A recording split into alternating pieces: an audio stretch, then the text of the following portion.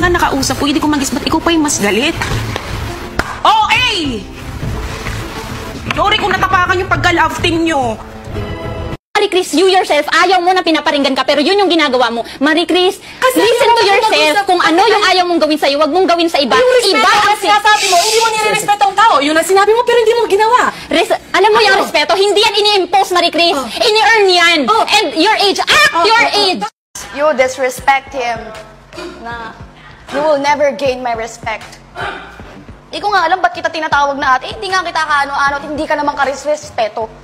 Sa ginagawa mo, hindi nga dapat just ang pangalan mo. Alam mo, dapat pangalan mo, attention seeker. Sabihin mo nga, sino? No. Sino? Sige. Oh. Name, people. Seryoso, oh. Bakit parang flashword ka? Naiinis ako sa'yo. Feeling mo pangalan mo sasabihin ko? Hindi. Ako kasi ay sino tama Kung you have the balls to say you're not plastic, tell people if that's your opinion of...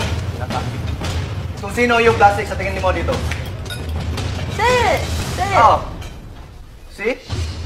Itan, wala ka sa mood, hindi ka mamamansin. Tapos bigla ka, tawa ka ng tawa. Tapos iiyak-iyak. Tapos hindi na naman mamamansin. Ang tingin mo sa amin dito, sunsunuran sa'yo.